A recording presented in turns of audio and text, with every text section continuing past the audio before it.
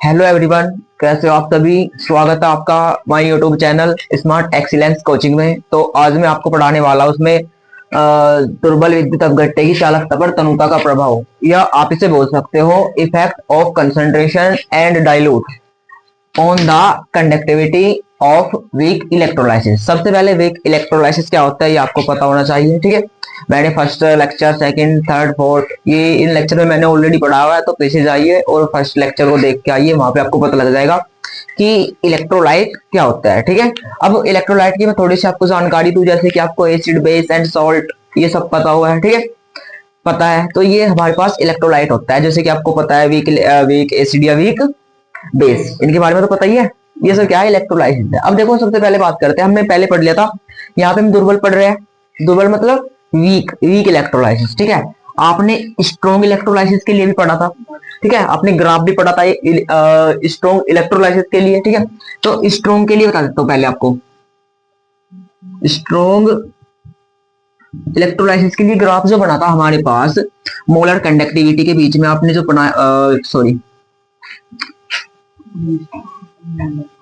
Molar conductivity और आपने concentration के बीच में जो ग्राफ बनाया था, वो आपको किस टाइप से नजर आया था कि आप जब कंसंट्रेशन को घटाते हो तो क्या होता है, एक इन्फिनिटी क्या मिलती है, मोलर कंडक्टिविटी मिलती है, ठीक है। तो इन्फिनिटी आपको वैल्यू मिलती है एक, ये पता है सभी को, ठीक है, जो क्या कहलाती है, ये लिमिटिंग कंडक्टिविटी कहलाती है, ठीक है। तो ये हमको पता लग गया था, आया समझ ना। लेकिन जैसे ही हम पढ़ते हैं दुर्बल विद्युत अपघट्य, ये स्ट्रॉन्ग इलेक्ट्रोलाइसिस होता है, जैसे कि आपको ही बिल्कुल डिसोसिएशन हो जाता है इसमें, एक तरीके से देखा जाए। जैसे कि हमारे पास NaCl हो गया, NaCl हो गया, ठीक है, H2SO4 हो गया, मतलब ये हमारे पास क्या होते हैं, स्ट्रॉन्ग इलेक्ट्रोलाइसिस होता है, ठीक है। तो जो स्ट्रॉन्ग इलेक्ट्रोलाइसिस होता है वो फुल्ली डिसोसिएट हो जाता है, मतलब फुल घुल जाता है एक सॉल्यूशन में, ठीक है। तो जिस समय क्या मिलती है, इन्फिनिटी मिल जाती है। आया समझ इतना, इन्फिनिटी मान मिलता है हमको डेल टाइम का। तो यहाँ पे तो मिल सकता है इसलिए स्ट्रॉन्ग इलेक्ट्रोलाइसिस में। लेकिन अगर मैं बात करूं वीक इलेक्ट्रोलाइसिस की, तो वीक इलेक्ट्रोलाइसिस में आपको ये मान नहीं मिलता। तो इस मान को हम निकालने के लिए क्या करता है, हम यूज करता है कोलराउस का नियम। किसका, कोलराउस नियम, ठीक है, कोलराउस लॉ बोलता है जिसे, ठीक है। ये रहा, आया समझ इतना, ठीक है। तो हम कोलराउस का नियम यूज करते हैं इस चीज के लिए। वो कैसे यूज करता है वो हम आगे देख लेंगे। सबसे पहले हम देखेंगे ग्राफ वीक इलेक्ट्रोलाइसिस के लिए। मैंने आपको रिवीजन करा दिया, ये तो हमारे पास स्ट्रॉन्ग इलेक्ट्रोलाइसिस के लिए। अब देखेंगे वीक इलेक्ट्रोलाइसिस के लिए, ठीक है।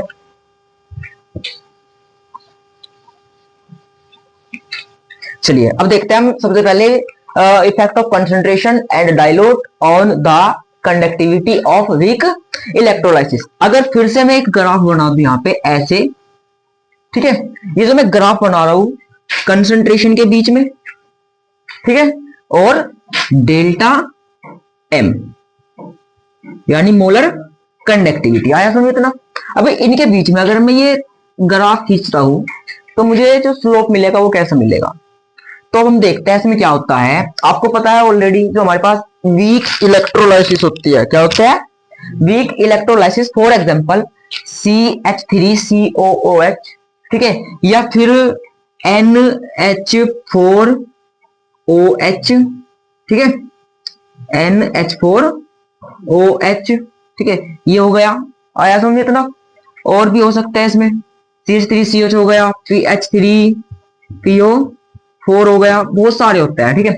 इनके लिए अगर मैं बात करूं तो जो हमारे पास ये ग्राफ बनता है किस टाइप का बनता है, तो ये ग्राफ हमारे पास आपको पता है फुली डिसोसिएट नहीं होते, ठीक है। तो ये फुली डिसोसिएट नहीं होते, तो ये कभी भी इस रेखा को, मतलब वाई एक्सिस को क्या नहीं करेंगे, वाई एक्सिस को कभी, हाँ, इसको ये कभी भी कट नहीं करेगा। तो इसमें क्या होता है, मतलब हम देखो, अब यहाँ पे हम क्या कर रहे हैं, ये कंसंट्रेशन घटा रहे हैं, ठीक है। अब जैसे हम कंसंट्रेशन घटा रहे हैं, तो मान लीजिए हमारे पास कंसंट्रेशन यहाँ पे थी कुछ, ठीक है, आया समझ में ना।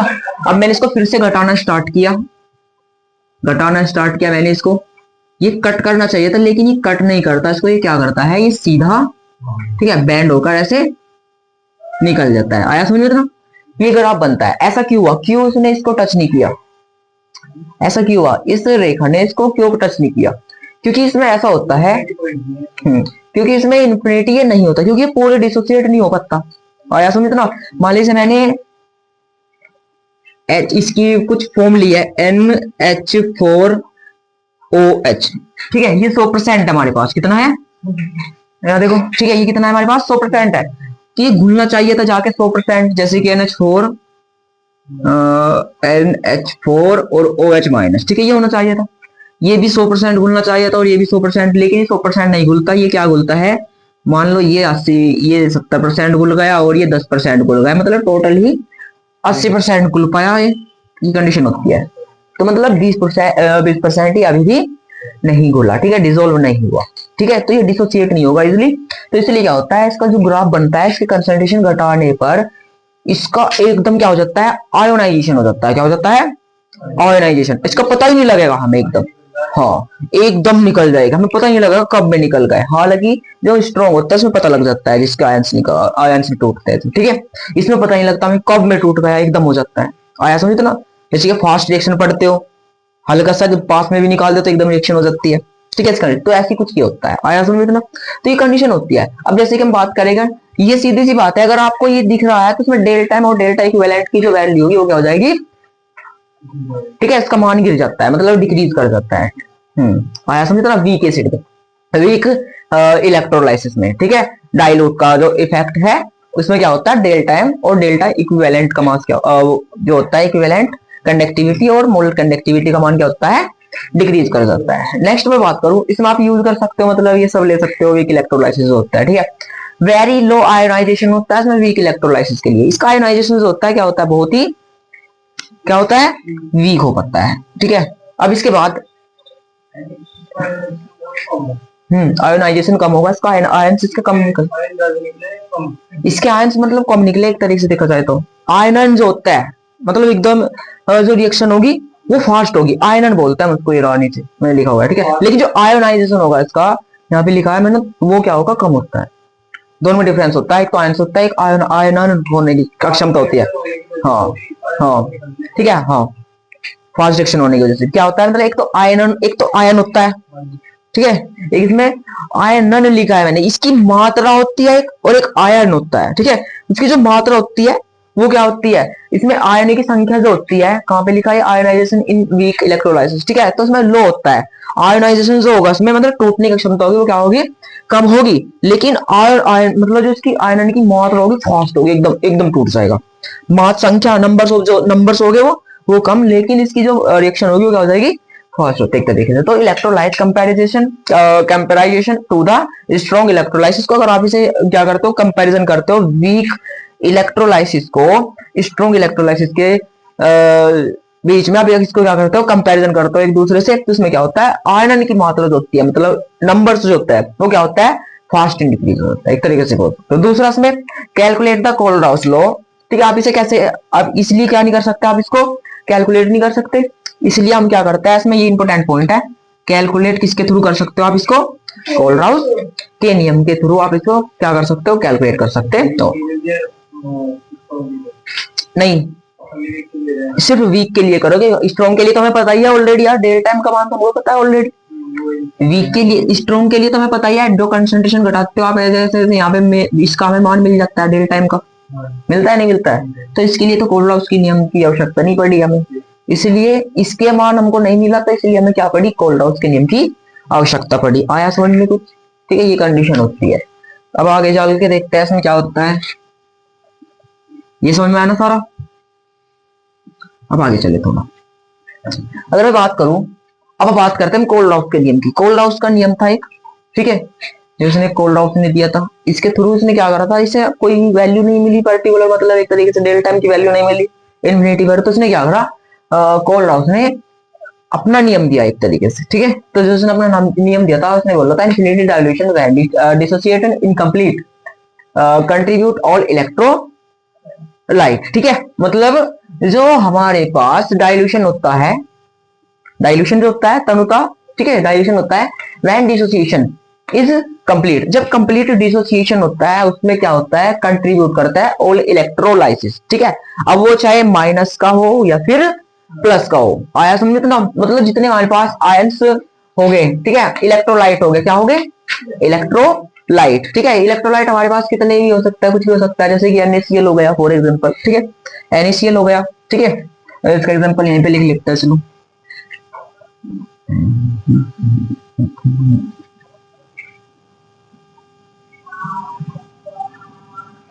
देखो इसके लिए जैसे मैं आपको बताऊं अभी यहाँ पे, जैसे कि फॉर एग्जांपल NaCl है, क्या है हमारे पास NaCl, सोल्ट एक प्रकार का, ठीक है। जब ये सोल्ट टूटेगा, डिसोल्व होगा, डिसोसिएशन होगा, तो उसमें क्या होगा, Na प्लस और Cl माइनस, यही तो होता है। आया समझे ना। तो इसमें क्या है, इलेक्ट्रोलाइट जो, ये एक इलेक्ट्रोलाइट ही तो है। अब ये इलेक्ट्रोलाइट क्या होगा, पूरा योगदान देगा अपना, मतलब पूरा कंट्रीब्यूट करेगा, ठीक है, पूरा कंट्रीब्यूशन देगा अपना। आया समझ में इतना कुछ, ठीक है। जब किसी उसमें गिरेगा सॉल्यूशन में तो अपना फुल्ली कंट्रीब्यूशन देगा, फुल कंट्रीब्यूशन देगा, समझ में आया। हाँ जैसे अब इसलिए हम क्या लिखते हैं, इस मान को हम लिख सकते हैं delta infinity, sorry delta infinity equivalent molar conductivity is equal plus और minus as it is same, ठीक है। इस फॉर्मूले को हम रट्टा मार लेना इसको आप। आया समझ में कुछ, भरा कुछ माइंड में, ये फॉर्मूला है, ठीक है। इसके लिए हम इसको कैसे लिख सकते हैं, मोलर कंडक्टिविटी के लिए कैसे लिख सकते हैं, ठीक है। तो ये मान होता है हमारे पास। अब नेक्स्ट बात करते हैं हम, ठीक है, ये लिया एज इट इज सेम ही है लगभग, ठीक है। मोलर कंडक्टिविटी इसमें नंबर और आयंस होते हैं, आयंस की संख्या जो होती है टूटती है, मैं बता सकता हूँ कैसे यूज करोगे। जैसे कि for example by molar conductivity, अगर मोलर कंडक्टिविटी के थ्रू देखो तो आपको ये रट्टा मारना पड़ेगा, ये रट्टा मार लेना, ये भी बहुत बेस्ट, ठीक है, टॉपिक है। तो इसको रट्टा मार लेना आप अच्छे से। इसमें क्या लिख सकते हैं, delta infinity m is equal n जो होते हैं नंबर ऑफ कैटायंस या एनायंस होते हैं। आपको पता है ये टूटेगा, इसमें इस चार्ज को क्या बोलेंगे हम, इसे हम बोलेंगे कैटायन और इसको बोलेंगे एनायन। आया समझ में इतना, आया समझ में।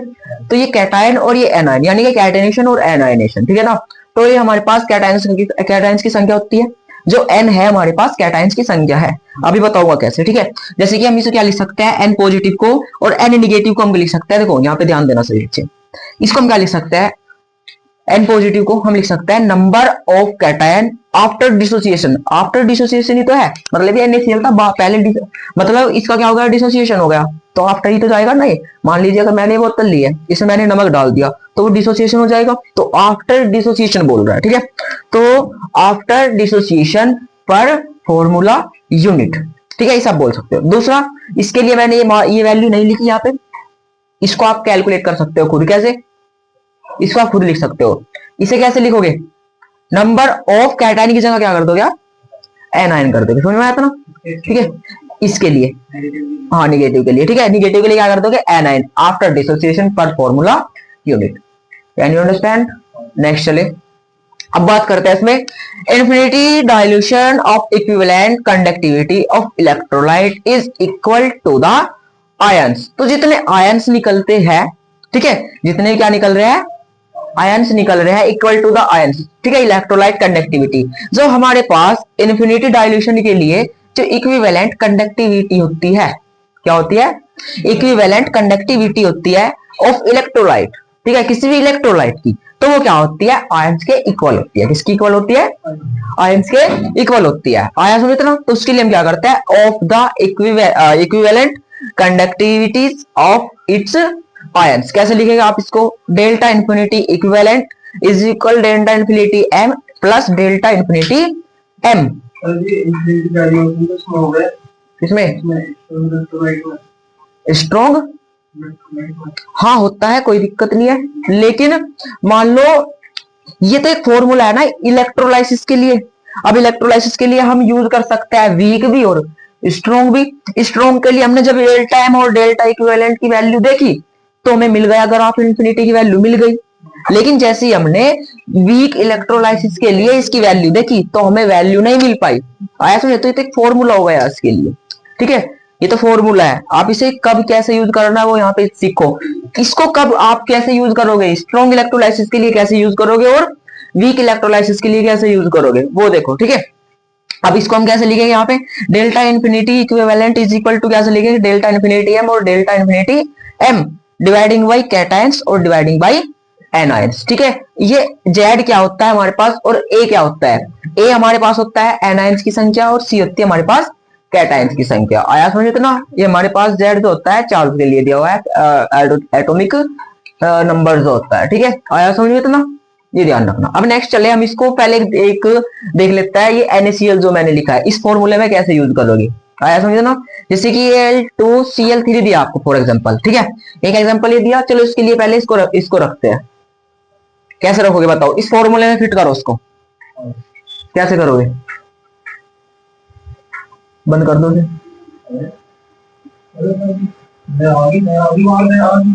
सो जल्दी फटाफट। हम्म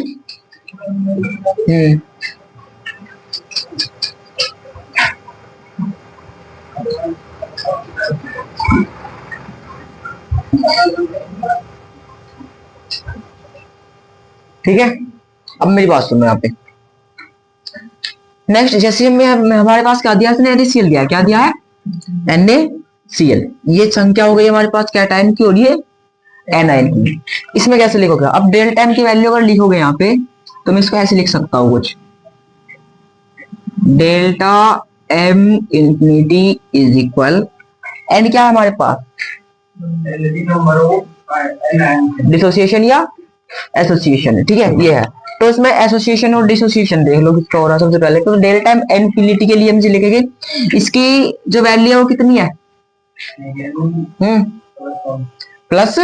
+1। तो हम इसे क्या लिखेंगे, इसे हम लिख सकते हैं, तो कैसे लिख सकते हैं, 1/1 लिख सकते हैं हम इसको, ठीक है, क्या लिख सकते हैं, 1/1 लिख सकते हैं। आया समझ में इतना। इसे ऐसे लिखता है, जो हम इसका चार्ज लिखेंगे ना, ये चार्ज उसके के नीचे आ जाता है, तो हम इसे लिख सकते हैं 1/1, ठीक है। इसकी कुछ वैल्यू देकर रखेगा आपको एन की, जैसे कि 8.4 दे दी, इसके लिए 3.2 दे दी, ठीक है। तो मैं इसको ऐसे लिख सकता हूँ, आया समझ में इतना। तो इसे हम क्या लिखेंगे, 1/1 लिख सकते हैं। चलो दूसरा एग्जांपल देता हूँ आपको, उसमें समझ में आएगा आपको।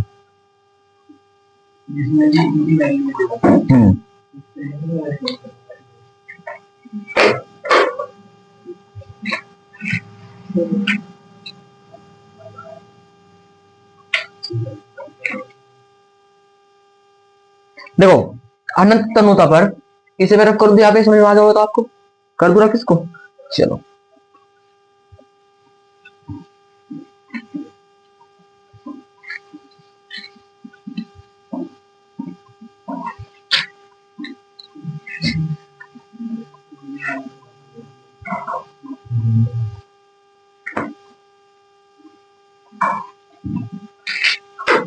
देखो अनंत तनुता पर हमको वैल्यू दी है किसकी, Al+3, ठीक है, इसकी वैल्यू हमको दी है, ठीक है, और एक दिया है हमको SO4-2, ठीक है, इसकी वैल्यू दे दी हमको कुछ 180 समथिंग, ठीक है। और नेक्स्ट, ठीक है, तुल्यांक की चालकता यहीं पे लिख लेता है, चलो इसकी तुल्यांक की चालकता दी है हमको 180, ठीक है, और इसकी दी है हमको 160, कितनी दी है, 160, 189 ले लो, चलो इसको 189, ठीक है, ये दिया है। नेक्स्ट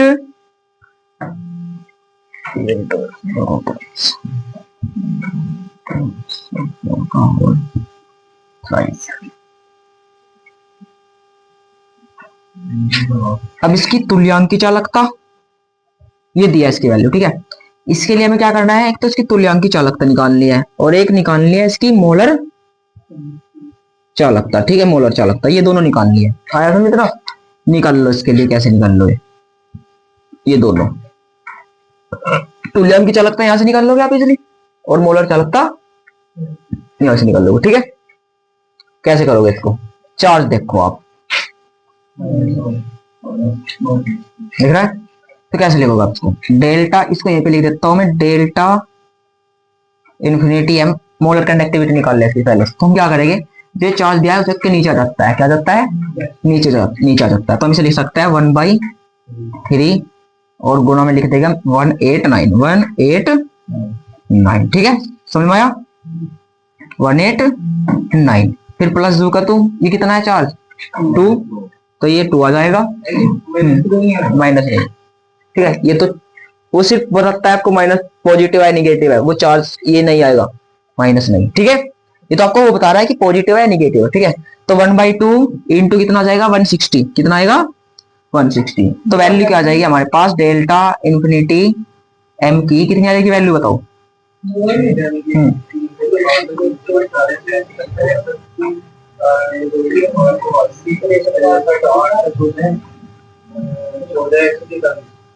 कितना हो जाएगा, पहले काट दो ना इसको, 3 6 18 और 3 3 9, 63 प्लस और ये 80, ठीक है कितना आ जाएगा ये बोलो, 100। तो ये आंसर आ गया हमारे पास, एक इसका वैल्यू आ गई हमारे पास, मोलर कंडक्टिविटी। क्या आया समझे इतना, ठीक है।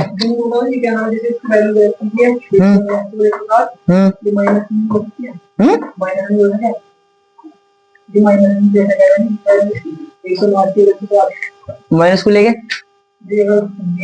हाँ अगर दी होगी तो फिर माइनस लेना, क्या दिक्कत है। हाँ ये इक्विवेलेंट की तो, हाँ इक्विवेलेंट की तो है, अरे मोलर नहीं इक्विवेलेंट है यार, कल काट दिया, ठीक है एक, ठीक है ठीक है। मोलर कंडक्टिविटी निकाल लो,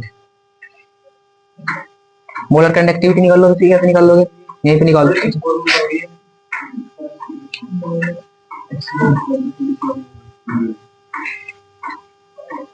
चलो इसने दिया है हमको मोलर कंडक्टिविटी के लिए जो मोलर चालकता होती है डेल्टा ई की बराबर संयोजकता होती है। डेल्टा एम जो निकाल लोगे आप, कैसे निकाल लोगे molar conductivity, delta E Q और गुणा संयोजकता, गुणा संयोजकता मतलब वैलेंसी, वैलेंसी इससे निकाल लो फटाफट मोलर कंडक्टिविटी।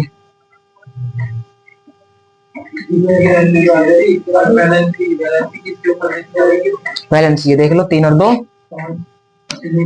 हाँ 3 2 6, अबे नहीं मल्टीप्लिकेशन होते हैं, 3 2 6 6 हो जाएगी, ठीक है इसकी नहीं कितनी हो जाएगी, कितनी होगी बोलो, डेल्टा ई की वैल्यू कितनी दी है 143 गुणा कितने हो गए, सब कुछ देख रखा, ठीक है। तो कितनी वैल्यू आ गई हमारे पास बोलो, 18 24 और 25 और 6 और 1 8 आएगा क्या, देख लो ठीक है आया समझ ना, इस तरीके से निकाल सकते हो। तो ये वैल्यू हमारे पास इस तरीके से होती है। हाँ जो वैलेंसी इसकी तो है भाई, जब इसकी गुणा करोगे कितना आ जाएगा, कितना हो जाएगा, SO4 है ना, बस इतना ही आएगा हमारे पास, ये आया समझे ना, SO4 Al2 SO4, ठीक है ये ध्यान रखना, आया समझे। निकाल लो इस टाइप से कुछ क्वेश्चन, चलो 8 5 8 हमारे पास आ गई, निकाल लोगे ना इजीली। अब इसमें ये वैल्यू भी लिख लेते तो आप इसमें जो उसने दिया मतलब ये मोलर कंडक्टिविटी निकाल लोगे, ठीक है क्या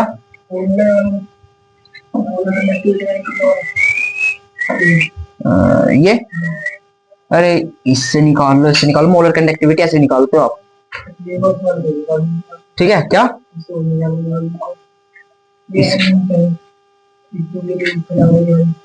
ये तो इसके लिए है, जैसे कि फॉर एग्जांपल NaCl है, ठीक है NaCl जब टूटेगा यहाँ से Na प्लस और Cl माइनस में टूट रहा है, ठीक है समझ में आया इतना।